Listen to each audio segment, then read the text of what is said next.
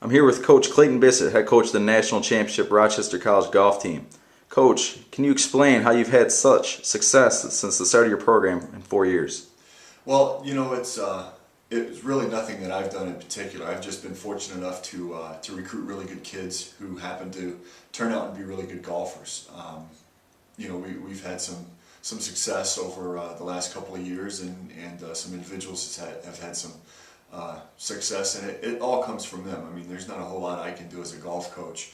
I can't call a timeout or anything like that. So it pretty much just comes from the kids that I recruit, and I've been pretty fortunate to recruit some good ones. Can you describe the feeling when your team was heading into the final hole up by a couple strokes? It was, that may be the first time since I've been a golf coach that I was actually a little bit nervous. Being out on the course, there's no live scoreboard, so you don't really know exactly where your team stands. You're just kind of relying on, what your kids are telling you when you see them about every fourth or fifth hole. And so by the time I have seen all of my kids, some of the information I have is already old. They've already played some extra holes. So I didn't know where exactly we stood. I thought we were doing pretty well, but it was still pretty nerve-wracking. I wasn't satisfied until all the scores went up on the scoreboard at the very end. Yeah, I bet. Gary Turner had a great 2 days of golf. What can you tell us about Gary and his golf game? You know what, Gary's really a hard worker. He's almost a perfectionist.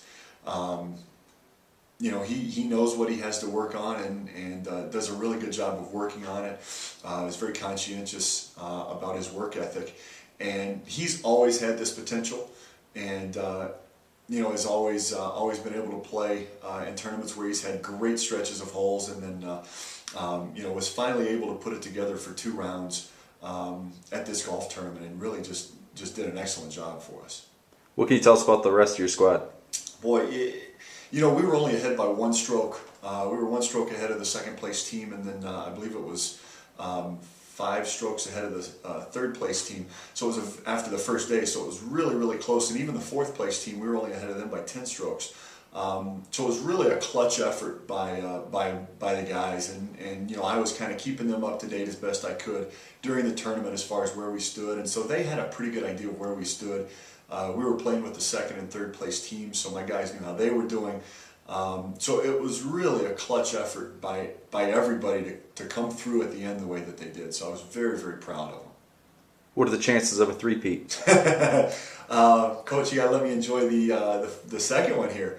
We'll see. I mean, the improvement of all the teams that were there, not just us, but all the teams that were there this year compared to last year, the competition level really was really a lot tougher this year than it was last year, and if that continues to improve, this one was a tough one to win. And as the competition continues to improve, we're going to have to do a really good job of improving ourselves. Otherwise, it's going to be really, really tough next year. I told the guys before the tournament started that they were getting ready to do one of the most difficult things in all of sports, and that's to repeat. A three-peat, you don't get many chances at those, so hopefully we'll take advantage, but we'll see. Coach Bissett, thank you for your time. Thank you.